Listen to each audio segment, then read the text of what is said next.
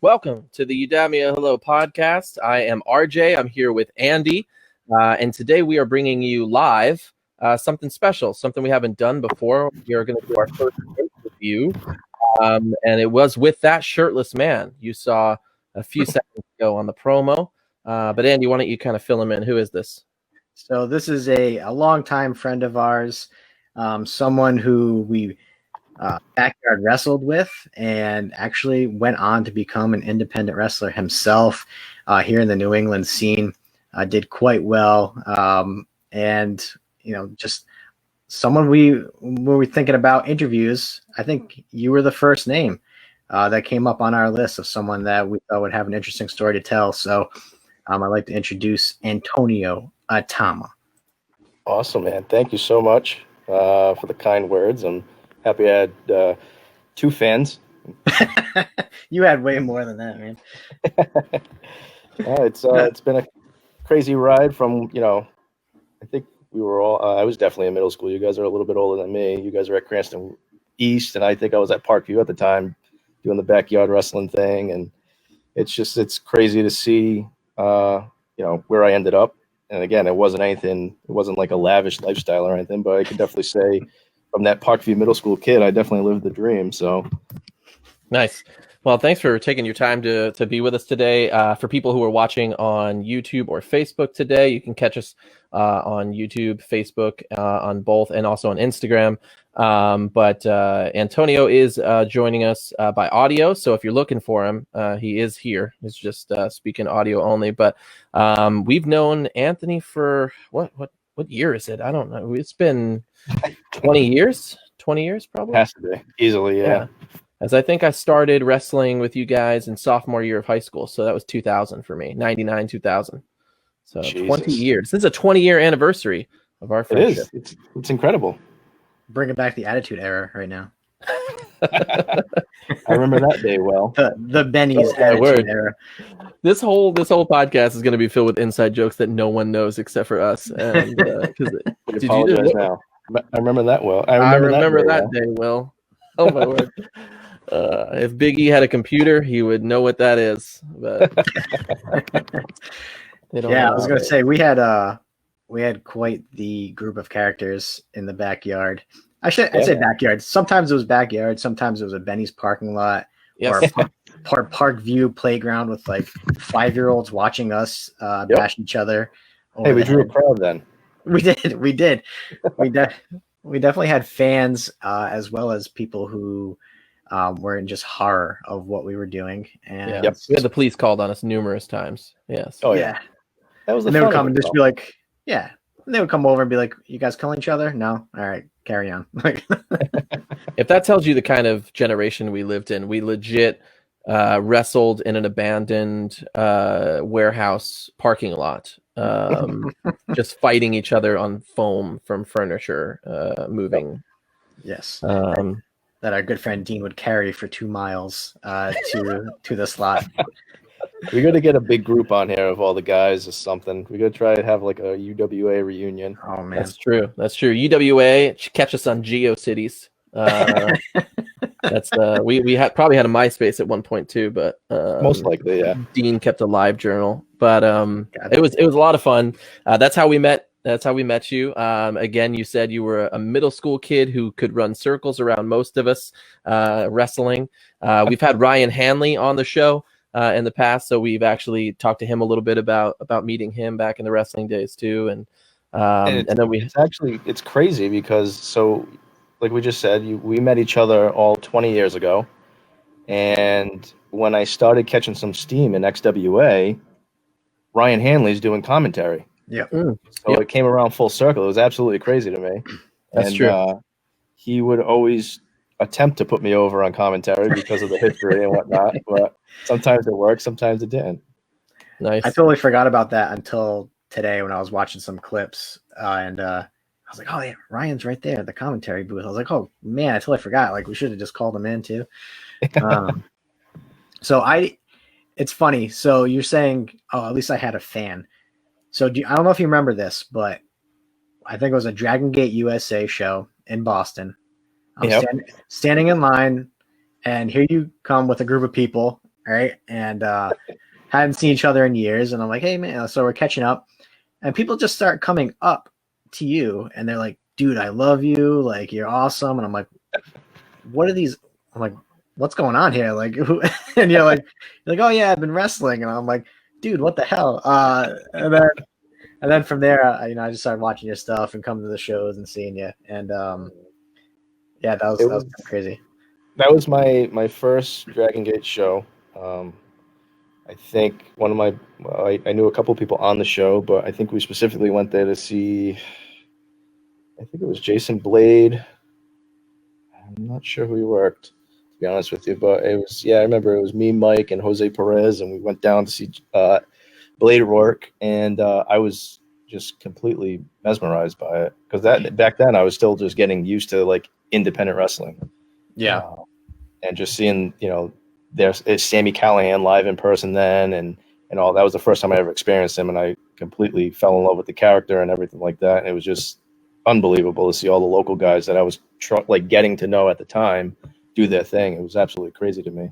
But I do remember that, and that aspect of it, like the people coming up to you and stuff like me and stuff like that, it's crazy. It's absolutely crazy. Is it weird, or is it, did you find it like intrusive, or? No, I mean, I've come across some weirdos along the way. You saw Andy at the Dragon Gate show. Yeah. That's it. That was my first experience with a weirdo. No, I met some cool people that I'm friends with to this day, even though I don't wrestle. And like I said, wrestling fans are weird. I'm a wrestling fan, so I can say that I'm weird. Yes. But again, everybody had a good heart in whatever they were trying to do or get, shirts, promo pics, whatever the case may be. Some people just wanted to say hello, which was cool to me. And I always took the time to do that, regardless of where I was. But it got to a point where in the summertime, me and my wife would be driving in Johnston, windows down, and I would hear people yell at red lights, Atama! I'm just like, oh my God, this is absolutely crazy. I don't go to Johnston. There's no reason for me to do that. So let's back up a little bit. How did you get into the love of wrestling, like actually watching it? And who were some of the people that you just idolized growing up in the wrestling world? I remember I was very young at the time. I do remember watching WrestleMania 7 live, which was like 91, and not understanding anything about it. I was petrified of The Undertaker. I watched him wrestle Jimmy Snuka, the retirement match with Macho and Warrior. And I didn't understand it. But my cousins, my brother were there and whatnot, so they were all into it hardcore. It wasn't until the 92 Rumble. And at that time, I think I'm 5 years old, right? And I still don't understand it, but all I knew was WWF at the time. So in comes Ric Flair, who I've never seen in my life until he came to WWF. And for some reason, the promo before the Rumble, where he's standing there with Perfect and pretty much telling the world that he's going to win the Royal Rumble, this 5-year-old kid believed him, and I was sucked in. Absolutely fell in love with Ric Flair then. And then I love the character. I love the Ultimate Warrior, not for his wrestling, just for the energy he had, Macho Man. It's definitely a lot of the glitz and glam drew me into those guys.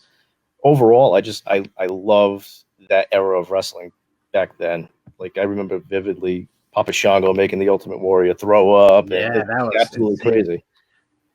Yeah, I'm with you, man. Like, Ultimate Warrior was my big thing as a kid, because he was meant for the kids. Like, he drew you in. Yep. I was opposite about Ric Flair, because I didn't know who Ric Flair was coming in either. But his style was completely different than what you saw. And so it was kind of boring to me at that time, as a kid. Now, you get older, you kind of, appreciate different things. So that's why you say that. Yeah, I didn't get into wrestling until 96. So for me, it was Shawn Michaels, Undertaker, Bret Hart. Yep. Razor Ramon, Diesel, those guys. I did go back and end up watching a lot of the early 90s stuff.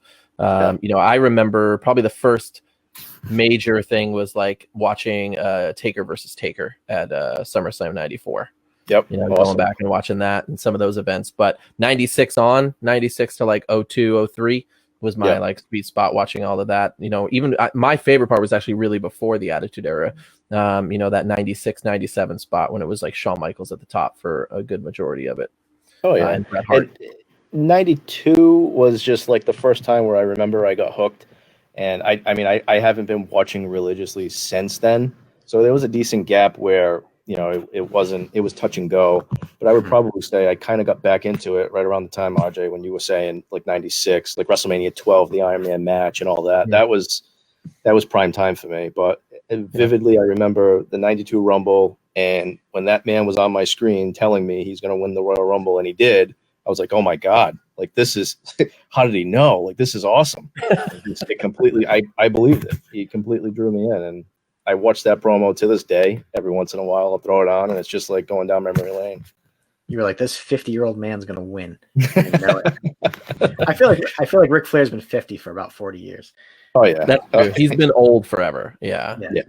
Like, to me as a kid, I thought he was like, dude looks like my grandfather. Like, so I couldn't buy into it at that time. So, we ended up meeting up in wrestling in about 99, 2000 probably. And I think you had been wrestling there prior to us when we came in. How did you get connected with the UWA gang? And, what are some memories you have of that time? And I know I don't know if we should be supporting backyard wrestling anymore in the abandoned warehouse, but it was a blast, and it was some of the best times of my life. But what are some of the memories you have of getting into that and stuff like that?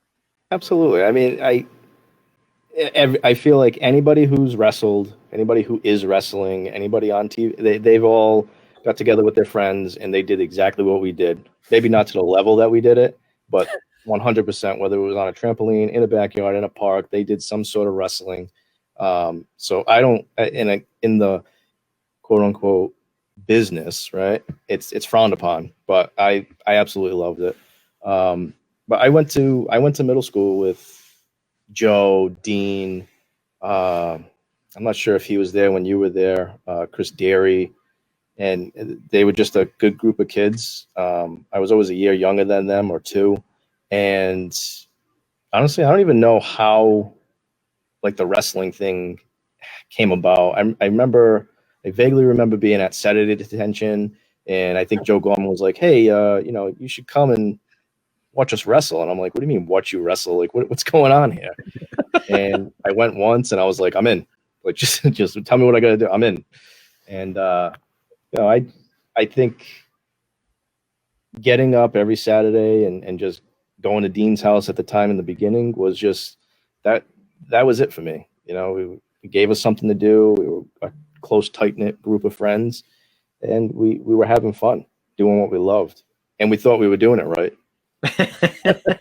We took that seriously. So for people who have no idea what we're talking about, every Saturday, literally every Saturday, sometimes in the snow, sometimes in light rain, it could be 30 degrees out, 20 degrees out. We met every Saturday and we wrestled in front of anywhere from 3 to 15 people sometimes, in anywhere that we could get away with doing it. And we would record it, and we had everything, entrance music on an old CD player. We had storylines that lasted throughout the entire season. We took it very, very seriously. But I know, Andy, you wanted to bring up an infamous match that happened in the UWA days. Yeah. So for all of us that wrestled in the backyard, like, it was more about moves or like series of sequences of moves together. Like, we might practice something here and there. But as far as like putting on an actual story in a match, I think was few and far between in backyard wrestling. Like, we were there just to show off that we could do a cool move or a flip or something like that, right? But there was one match. So most of the time, let's be real, we were there to like get ourselves over and like do our stuff, and then like might watch each other's matches like in and out, maybe just make fun of each other sometimes. But there was a match that you, Joe, and Dean had. Yep. So you were Rage. We had Storm and Gorman and Mr. Greatness, and it was we wrestled on foam mats. Like these things were soft and nice. And they made nice slap sound when you hit it. Like these things, you can't find the material anywhere. I don't know where Dean got it from, but there was a no foam match. Yep. And it was, the ground was like mud that day too. And the three of you guys, I watched just in awe of this match because you guys told a really good story. It was back and forth. And like, I remember the finishing sequence. Was it you that got handcuffed to like the fence? Yep. So we had handcuffs. I think it was a chain. I don't know. It was something. Yeah, it was a handcuffs. chain because it Maybe in fell my off. head it was handcuffs, but it was a chain. Yeah, right. And you're in the fence, and you kick the chair into Joe's face, and you just keep stomping it until he's knocked out, and you pin him 1, 2, 3. And I was just like, that was an awesome finish. The whole match was great. You guys were pulling off moves like perfectly. Yeah. Do you remember that match at all? I do. I actually still have. Obviously, you said you said the chain. Yep, I have the VHS, and I want to say like 4 years ago, Joe Gorman's birthday is in December, and he was having some people over, whatever. So he invited me over. I just got done coaching a wrestling tournament. I'm like, I'm gonna bring the VHS, right? So we pop it in, and everybody's like, "What is this? Like, what are you putting on the TV right now?" And Joe's like, let's just watch. And that was probably the most fun that I ever had. A lot of planning went into it. I recall. So it was for some. I forget the name of the title, to be honest with you, the titles that we had. But I think we were watching WrestleMania 18 at RJ's house, and we were trying to build the card for, I think it was Atrocity. Yep. Mm-hmm. Right. Yep. So I forget how it came up, but someone was like, all right, well, why don't you three wrestle? And we were like, all right, well, who's going to win? Right. So I think we pulled straws or something, and I ended up with the lucky straw. And I remember it clear as day at RJ's house, and it was pretty crazy. But I remember planning it that day. I remember constantly talking to Joe because we were super, super tight and trying to come up with all these crazy spots. And it was just, for what it was perfect to us. But I talk to Joe about it all the time, and not that specific match, but I'm just like, remember the crazy stuff we used to do? And he would always say, yep, no foam. For people who are following along, Joe ended up going into music, and he has some stuff out as Five. Yep. And he's been very successful this year specifically, and doing some really cool things. So maybe we'll have him on the show in the future. But UWA was a great time. How was the change from doing backyard wrestling at such a high level to moving into the business outside of the yard? So there was a little gap in between, obviously. It was nerve-wracking. It was exciting. It was everything I imagined it would be. So me and my buddy, and a group of people, we went to SummerSlam in Boston in 2006, and my buddy was just completely on board with wrestling like I was. And actually the new Cena and Edge story, Untold, on the network, when they're talking about that specific match, camera, you'll see me zoomed in on the camera, completely disgusted that John Cena won. And everybody was texting me, and they're like, they just made you Ms. Girl. I was like, yeah, they did. Like, I felt terrible about that. But it was the day after that we went and we found Slam Tech University, run by Bob Evans. And I remember going to Pawtucket and walking into that mill or warehouse, whatever it was, and just hearing people take bumps. And I just remember, like, my heart just racing, like, I'm in the right place. I'm going to, like, in my mind that day, I was like, I'm going to get signed. Like, I know it. Right. And it was a huge difference. It's definitely an art. And I can verify that we were doing it wrong the entire time. But I mean, it was a different transition. But I think that big gap, because there are a lot of kids and a lot of guys that are still doing, very little backyard stuff and just having fun with their friends and whatnot. And they'll find a school and they'll be like, oh, I did this, and you see these kids get hurt, and it's just like, just listen to the people that are there trying to help you, type of thing. So Slam Tech was in. I think I trained there a little bit in the mills. Yep. In Pawtucket. I remember think you I telling think a lot of people had Yep. gone through there. Yeah, it's the same place Ryan Hanley went to for a Yep. weekend. Okay, no, weekend. different place then. No, I was totally in a different place. It was a mill in Pawtucket. There's probably like 100 mills in Pawtucket. So No, you definitely were there. I remember talking to you specifically. Bob Evans ran it. I think it was Ryan. I saw like a practice match with Ryan or something from EPW or Slam Tech, and I'm almost positive when we bumped into each other somewhere somehow. I remember you telling me you were training there for a little bit, and something to do with your back, maybe. No, I'm just old. No? I've had an old body forever. So, but it was Bob Evans didn't have it yet. Somebody else was running it. So I was training under them. I think his name was John Poe and TJ Richter. Evans were there. I actually got you brought up Jose Perez, but like a lot of the guys came in to train there as well. So I got to work with in a very short amount of time that I was there. With some of the guys who've been around the Indies forever in New England, guys that I, had watched. So which is funny though. When I took a back bump, they were like, "Have you done that before?" And I was like afraid to say it, and I was like, "Yeah, we kind of like did it in the backyard." And he's like, "You actually did pretty decent." And then they beat the crap out of me for the next few months. Yeah. As soon as you mention the backyard, it's all over. It's downhill from there for you. They were actually pretty cool about it. I'll say that. Because I listened, and well, that's the thing, you can't go into it because we did our stuff. I didn't go into it like, oh, I'm the king and I know what I'm doing type of thing. Because I didn't want to get hurt, and I knew it was just a totally different ball game. So I sat back and I watched, I listened, I attended seminars, and I did whatever I had to do, and I fell in love with it. Absolutely fell in love with it for the short stint that it was. Yeah. How long did you train for? Sorry. I started training in 2006 with Bob and Dan Freitas and Chris Venom. And at the time, I was working part-time and I couldn't really afford the tuition that they were charging. So I stepped away, and I randomly came across RWA in Centerdale in North Providence. Right now it's a boxing gym. I saw kids across the street walking into that building with, biker shorts on and kick pads.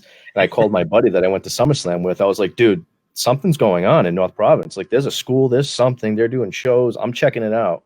So I turned around and I went in there and I said, hey, what's going on here? And they're like, oh, we're about to do our weekly show. And I'm like, I need more info. Who runs this place? And they were like, oh, they pointed to a guy named T Phoenix. So I went up to him. I was like, hi, I'm Anthony. And he's like, nope, go talk to James. Right. So he's the one that runs the company. And so I go talk to Jimmy and we set up a training date and whatever. And to this day, T and I, we're pretty tight. I always joke about him. I tell him, hey, thanks for being an a-hole when I first met you. He's like, oh, I didn't mean anything by it. It was just show day and I was stressed, blah, blah, blah, blah. But that was in 2011. And then, 2017 was kind of like where I tapered away. 2016, the end of 16, early 17 is where I tapered away. So, and it was a long little ride from then too. I mean, I didn't do it religiously like some of these guys do for a living. I probably wrestled once, twice, maybe 3 times a month, if that. But everything was wild. It was just completely wild to me. So how was your family's reaction to you wanting to get into wrestling? So, I don't think they believed me. When I was a kid, and I always, we all said, I'm going to be a professional wrestler. And they were like, oh, that's nice, honey. What do you seriously want to be? And I'm like, you people just don't understand it. Like, I want to be a pro wrestler. And then, I got that from like teachers. I got that from my grandparents, my parents, everybody. Right. So I invite them to like my first show, and they're like, what do you mean you're wrestling? Like, you're coaching, right? I was like, no. I'm not coaching. This isn't a tournament. I got into pro wrestling. And they're like, what are you talking? Like, completely dumbfounded, right? So they come and they're just like, that was pretty good. Like, I believe you can do this now. And I was like, see, I told you so, chest all puffed out. I was like, I tried telling you when I was 6, you know?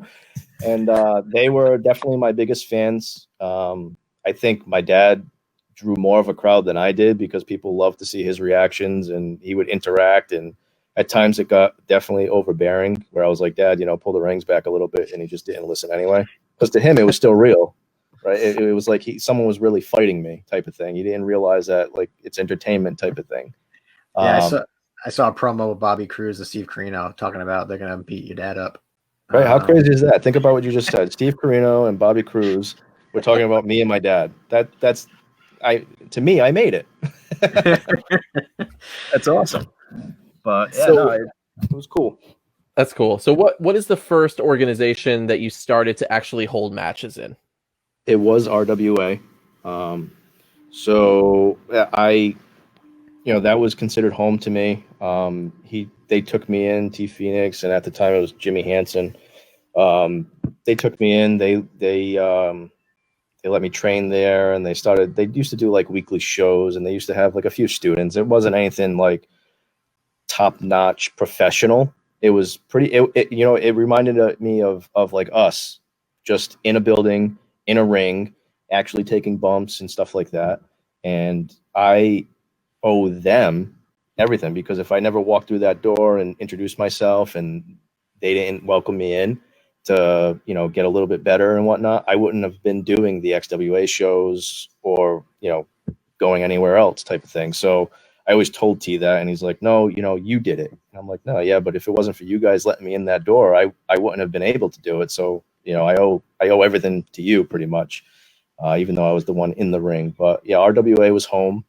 I started getting some steam there, and they brought in Jose Perez, New England Hall of Famer, and we had a cage match. I remember it on my 25th birthday at the ice rink. Yeah, the ice rink in Warwick. Yeah, Vets. Is that And Thayer yep, Arena? the arena. Yep. They the big shows. They would do it for like a fundraiser. So I think that one was for the Special Olympics or the Tomorrow Fund, and it was, you know, we drew a good crowd. And at the time, they would get a bunch of crap because they would be considered backyarders because they didn't have, you know, a Bob Evans or at the time like a Brian Fury at Chaotic training these kids. It was just they were doing their own thing. But as time went on, they got noticed, and you know they started branching out every individually and as an association too. So it was pretty cool to see them grow. Yeah, I actually want to talk about that specific match against Jose Perez because I was there. I went to that show. There was probably a couple hundred people there at that show, and there was an energy to that match for sure. I was excited to see it because obviously you were in it, but you know, because you're facing Jose Perez. For me, Jose. So when I started getting back into wrestling, is when I started watching like the indies. I was watching, you know, Low Key, AJ Styles, guys like that. But prior to that, I would see Primal Conflict Wrestling on TV, and this was like the end of ECW. Jose Perez was a big name in there. You had Vertebreaker and Kevin Charisma, who were really nice guys. I met them and talked to them a lot in that short time that I was training with them. But Jose was like, you know, stood out to me. And he had a match coming up against New Jack in Johnston. And they were advertising Abdul the Butcher as well. So me and my friend Dale at the time were like, we got to go to the show. We've never been to an independent show, but like, we got to go. Yep. And Abdullah ended up not showing up. They got the Sandman instead. And Sandman signed an autograph over Abdul the Butcher's face. He's like, since he can't show up, I'll sign over his face. You don't care. Awesome. And then New Jack threatened to kill me as well. Naturally. Yeah. Total good guy. But, you know, Jose, so to see kind of that evolution, and now here's one of my friends going up against Jose. I was like, this is pretty damn cool. And you guys put on a hell of a match. Jose chopped you to pieces. Oh, yeah. Yeah, you guys went off the cage. I think he went off multiple times. So that was I got beat up that day on my 25th birthday. Yeah. I loved working Jose. At times, in the very beginning, when they said, "Hey, we're gonna have you work Jose," believe it or not, I was strictly growing up. I was strictly WWE, WCW, right?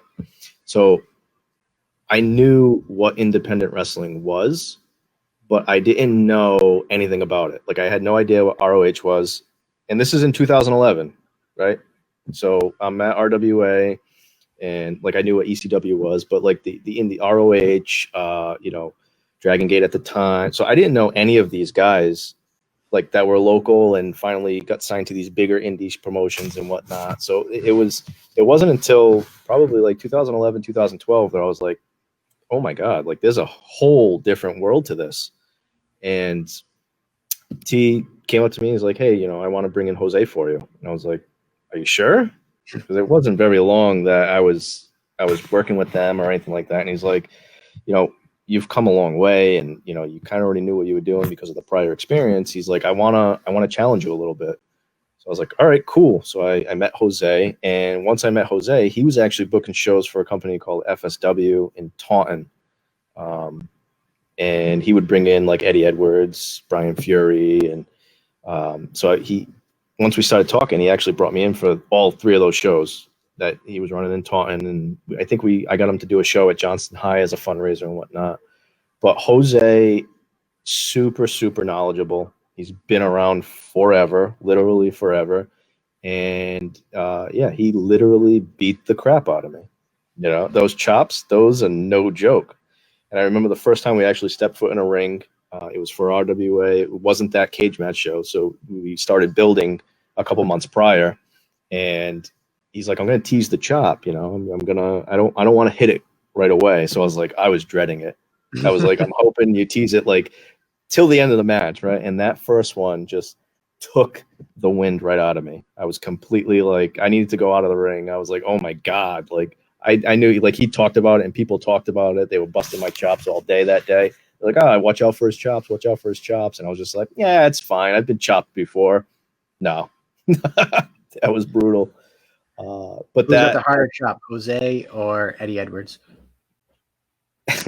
Eddie Edwards actually chopped me in the face. So I'm gonna say Eddie on that one. But people have said stories about he's got like bear mitts. Who, Eddie? Yeah. Oh yeah. Yeah, no, I mean, he definitely got me in the chest, and it definitely stung. But the one to the face was pretty brutal as well. But the cage match with Jose, we started building it with different promotions, and we would, be seen in different promotions throughout the state. And I was like, why don't we make this a cage match? Why don't we make it interesting? And Jose was like, yeah, absolutely, let's do this. And throughout the course of the day, we were just shooting texts to each other like, hey, you mind taking a suplex off the top of the cage? And dumb me was like, yep, let's do it. We're gonna get the reaction, thinking like we're in the big times, right? And it was probably the most fun that I've ever had at that time. And the feedback that I got from it was just unbelievable. And I think, at that time was when I was just starting to make the transition from RWA to full-time XWA. So how did that come about? What's that? So how did that come about? So XWA was huge in Rhode Island, early 2000s. They took a break for a little bit there. And then in 2011, 2012-ish, they started running again. And the promoter, Mike, came to an RWA show to look for, I guess, a buddy of his was like, hey, you should really check this out. You could probably use them, because from what I understood, their philosophy was, let's bring in some younger guys that, wouldn't necessarily get a good look. And he came to a show, he pulled me aside and was like, hey, I really liked what you were doing. Let's do something here. I'm coming back. And at the time, he's telling me, like, the final show, he was bringing back, like, he was doing 3 shows. It was all for a benefit. And he's like, the final show is going to have Bret Hart and Mick Foley. And I was just completely blown away by that. I was like, yep, sign me up. Let's go. I don't care what I'm doing. And yeah, I mean, that was the start of XWA, and it just all went downhill from there. All downhill from there. Yeah, I had been to a few of the XWA shows before they took a break, so I saw like Samoa Joe, I think, came around. Pre Kofi Kingston was there, full on Jamaican gimmick, when he was just like first starting. So yeah, that was pretty cool when I heard you were going over there, and I mean you were pushed really well in XWA. You had matches against a lot of names. XWA always brought in talent as well. Yeah. Like I think Bobby Cruz was involved as well, so I think he had also involvement in Ring of Honor. So like there's a lot of cross promotion as well. I think you guys had a little feud with ROH too. Yeah. So is there anybody? Let's talk about names that you've been in the ring with. We talked about Eddie Edwards, Ciampa. In the ring with, right? Yep. He's Ivar now, but Warbeard Hansen. Yep.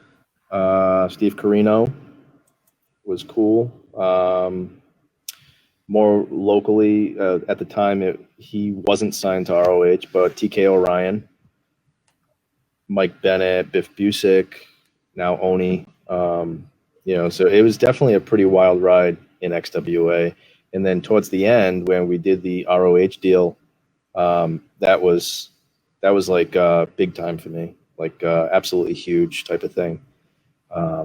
Just seeing how everything unfolded, and like, so the way XWA works is he does his shows, and it's not just, all right, Atama, you're going to work this guy this month, and next month I'll find someone. He builds storylines from like because they do their Rumble, and then they build to like their WrestleMania like show, Resolution.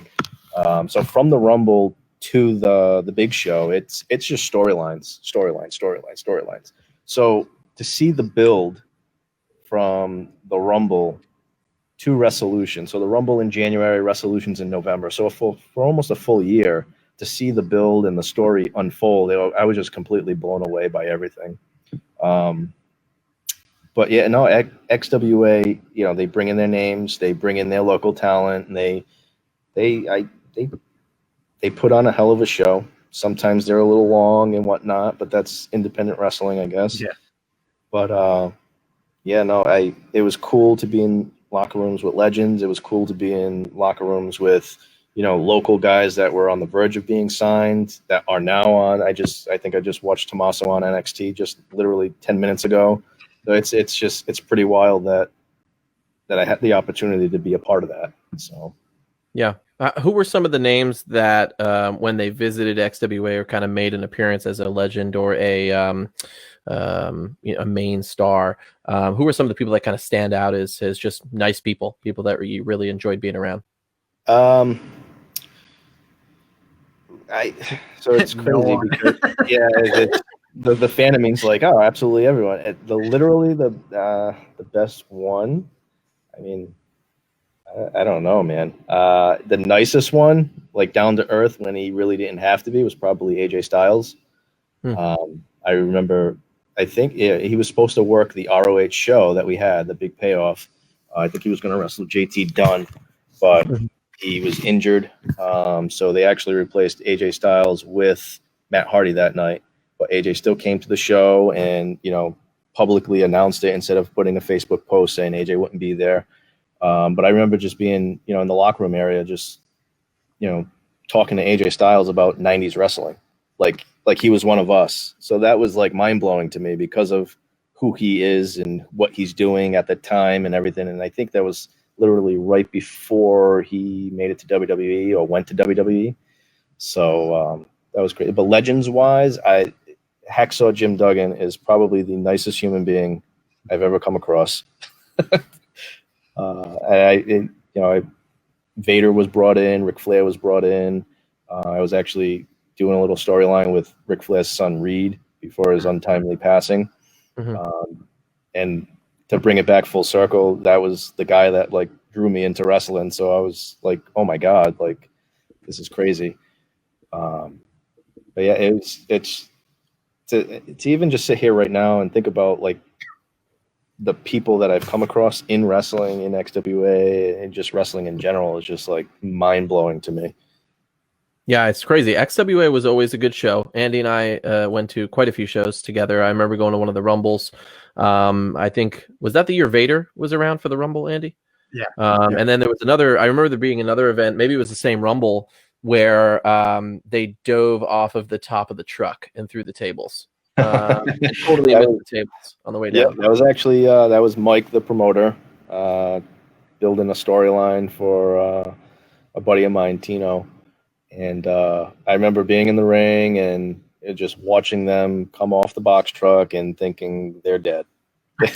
Yes, we were right next to it. So Andy and I were probably 2 rows from it. And when they fell, most of their bodies just hit the cement, not the table on the way down. I think my brother was there too, and one of the rare times we were able to get him in public. It was a good time, and that might have been a show Ryan was commentating at as well, but I can't remember. I want to say he was definitely there at the time. We being the backyard wrestlers that we were, we pretended we were the NWO that day, coming in and invading XWA and just not telling anyone. It was. I knew because I was on the inside with you guys.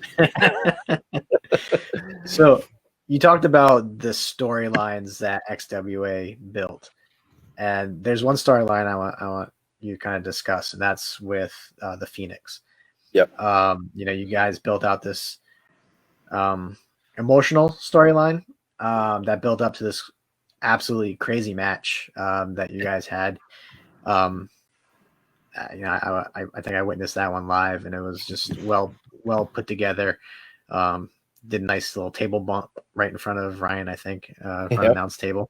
Yep. So, can you talk a little bit about that and your thoughts? Yeah. So XWA did their 3 shows. They took a little break, and I became really tight with the Phoenix or Mike, and he's like, I'm gonna continue to run. And at the time, I think his dad, he just found out his dad was sick, and his dad was a huge supporter of XWA, and he wanted to run shows because he knew the inevitable was going to happen. So he wanted to run, a segment of shows in his father's honor when his father eventually passed. So he contacted me me and Mike always talked every day. We became really, really tight during this time. But he contacted me in like a wrestling promoter like point of view type of thing. He's like, listen, this is what I'm thinking. Let me know what you think. And I'm like, absolutely. Let's do it. So, he's like, I haven't wrestled, I want to do this for my dad. And I was like, whatever it takes, whatever we got to do, we'll figure something out. I trust you to build a story. And, his very first show, it's in Woonsocket at the CYO Center or something like that. And I'll never forget it. He has a memorial table with, these flowers and vases and everything like that. And he comes out, he's cutting a promo about the run that XWA is about to have. And he's like, this is your time. So my music hits. And before the show, he's like, listen, nobody absolutely cannot, everything is on limits except for that memorial table. Do not touch that memorial table. It's for my father, blah, blah, blah, blah. He's cutting the promo. My music hits. He gets out of the ring. I have a manager at the time. And they were saying, this is Antonio Atama's time and blah, blah, blah, blah. So Mike gets out of the ring. He bumps me in my shoulder. I turn around. I grab a vase from the memorial table. I smash it over his head. Locker room clears because you just hit the promoter. This was completely forbidden, right? He just told us, don't touch the memorial table. And people thought it was like, people really had heat with me. And that was the start of the story. So I knew instantly that it was going to be good. And for months we built it, got to Resolution, and that was the show where Ric Flair was there. I think it was Ric Flair, Mick Foley, Ted DiBiase was there, Hacksaw. and we were able to rent some ring time from RWA. They had a building and whatnot. XWA didn't have a building, so we were getting in there, and Mike was, we were going over some stuff, and it came show day. We killed it. And not to toot my own horn or anything like that, or toot Mike's own, but during the match, in the middle of the match, even like the interaction with the referee, and everything was well placed and went exactly to plan. And all the feedback that we got from it when we got in the back, they were like, you guys should have went on last, type of thing. Like, how are we going to follow that emotional story, right? I think, at one point, Mike's mom got involved. She was slapping me around. Yep. It was very well put. And I was happy to do it. I was happy. I think in the beginning, when he first started talking about it, he's like, I'm the promoter. I don't want to go over. And I'm like, well, that's not happening. So either you go over or I'm not doing this, right? Because it doesn't make sense. And he's like, I just don't want to do that, blah, blah, blah, blah, because that's the type of person he was. And I was just like, no, the right thing to do is to, this is for your dad. So we're going to do the right thing. We're going to do business. Let's do the right thing. And I think that's when Mike knew, like, I wanted it. Like, I wanted the business.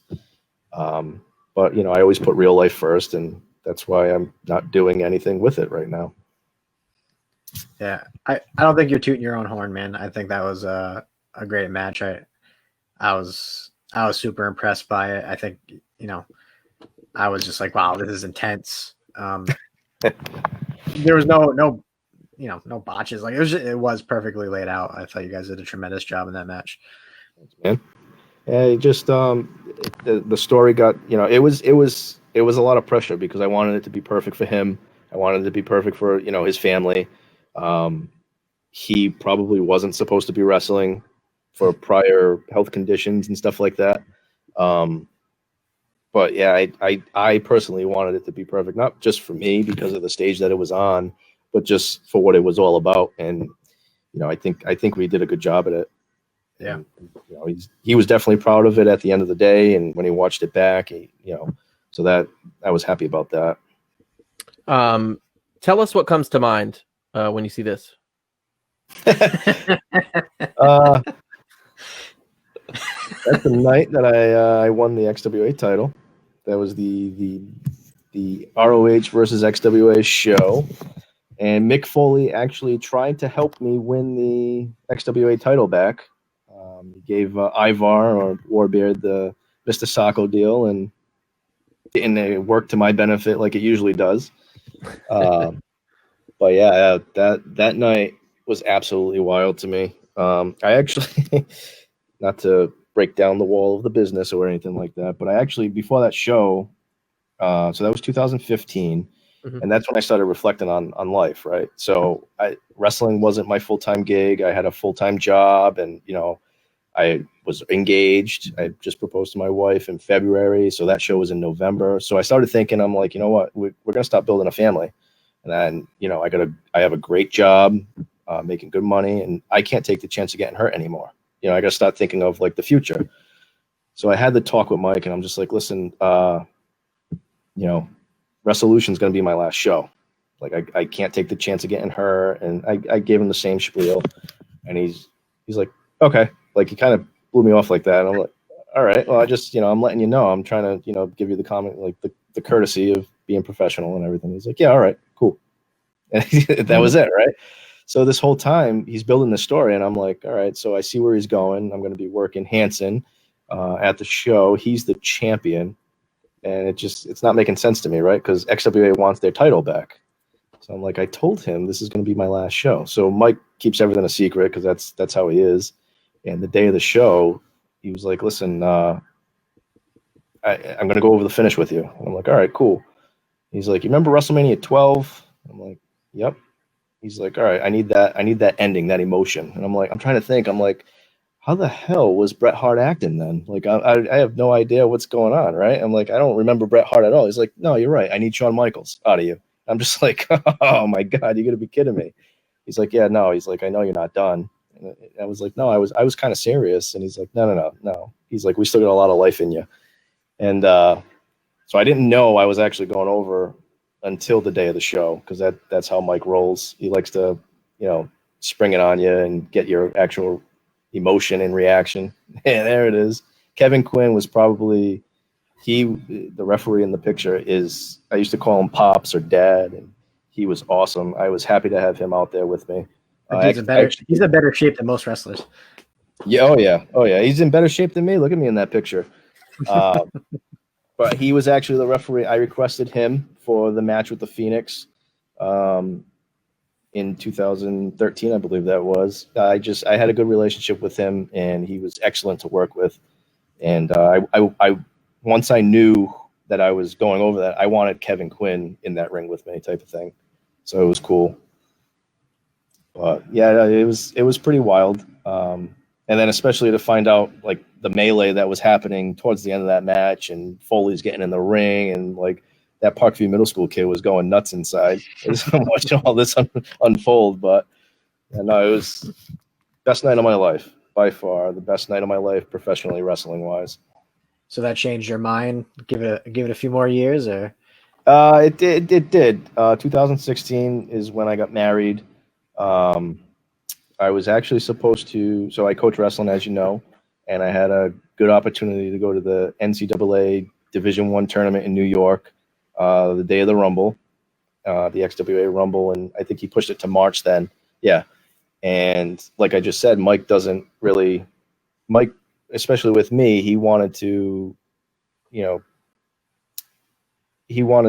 a suspense and whatnot. So I already had the opportunity. I said yes to the opportunity to the NCAAs, and he tells me, "Hey, you're going to be working Rhino at the Rumble," and I'm like, "Once in a lifetime opportunity to work Rhino, once in a lifetime opportunity to go to the NCAAs and possibly make some sort of move, just to experience a college tournament as a coach and see what it's all about."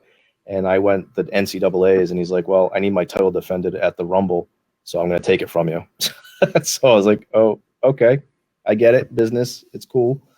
So things started slowing down then. I got married in September, and he had the Ciampa versus Cody Rhodes show right before Ciampa went to NXT. And that's where I kind of came back and cost Eddie Edwards the title and started to build the storyline with getting the stipulation 6-way ladder match deal, and I had a contract where I could do anything I wanted for a year, and it was a wild ride. But that was the time where things definitely slowed down a bit. So when did you officially throw in the towel and say, I'm done? It was probably, it was definitely early 17. I knew the wrestling world, and I don't mean to be negative towards it. It's a very shady world. It's a carny life. It 100% is. Like I said before, you meet some characters, you meet some good people, you meet some bad people, and that drama, and nothing specifically or purposefully came my way. It was just negative vibe. I still love it. Like, I'm literally watching NXT as I'm talking to you guys. Like, I love wrestling. I love professional wrestling. But I knew I was planning to leave in 15 before I got married. I knew once we got married that I had to take things seriously. Now, again, my wife, she works, I work, but I wanted to be that person that could actually support her and a family that we're going to have. And I just didn't want to take the chance of potentially getting hurt and not being able to provide. So yeah, it was probably early 17. I think I had 1 or 2 matches in 17, and that was it. And then I quietly walked away. I didn't want a big to-do or a big match because that's not who I am. I never. It doesn't look like I retired. So if I ever change my mind, I'm not going to be like some of these guys that retire, come back, retire, come back. You don't want to pull a Terry Funk? No. So I like to leave that door open sometimes. But yeah. Well, you had that, we were talking about this prior. You had that one match in 2019 where you wrestled in jeans and a t-shirt. So, that makes a lot of sense, leave the door open, because who knows what can come up. But I think you played it smart. Like you only wrestled a few times a month, like you said. Yep. You didn't really, go to too many places. You could have. Yeah. Honestly, if I'm being honest with you, I think you could have went out there and traveled a little bit, but you kind of, like you said, you chose personal over professional wrestling, which to me is smart because that had a lot to do with me stopping training as well. I was just like, I kind of started seeing the politics behind the scenes and I was still a kid. I was 18. I wanted to be with my friends on Saturday. I didn't want to be driving an hour to and from a show in the middle of nowhere in a bad neighborhood with a bunch of 30-year-old dudes. That was not my, like, I was like, I did like one show, like kind of helping out. And I was like, I don't know if I like this, and that was kind of the start of me saying bye. Mine was the body that I had since I was a teenager. That's the reason I didn't do it. Yeah, that definitely could have been something, kid.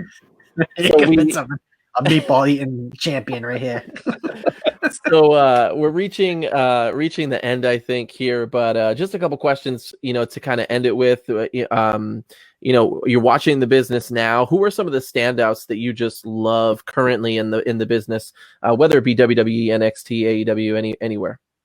I mean, I always root for the local boys. I love watching, Ciampa and Hanson wrestle. It's crazy. I'm a huge, I collect Hasbros. I collect the new stuff that's coming out, and I'm collecting Tommaso Ciampa figures, Mike Bennett figures. I'm collecting Ivar figures. It's absolutely nuts to me that I was working shows with these guys, and now I'm collecting their action figures. I absolutely love the stuff that Vincent is doing in ROH right now. Vinny Marseglia. He's one of the most down to earth people that I've ever met in pro wrestling. But what you see on that screen is Vinny turned up to 1,000,000 because that's who he is. It's unbelievable to see him evolve into what he is on Ring of Honor right now. It's absolutely tremendous. I'll probably get a lot of crap from a few of my buddies that watch wrestling with me if they're ever hear this. I absolutely love what they're doing with Roman right now. I think it's absolutely incredible. For sure. I think him and Heyman work tremendously. I just, a lot of it, I really haven't given AEW a chance. I don't know why. I think I flipped the channel once and I was just like, and I've done shows with the Young Bucks on them. I've done shows with Cody and all them. I'm not saying we're best friends or anything, but to me, it's just still like when I see the Young Bucks, I think of indie wrestling. I don't think of them competing with WWE. And that's just me, and it's not a knock on them.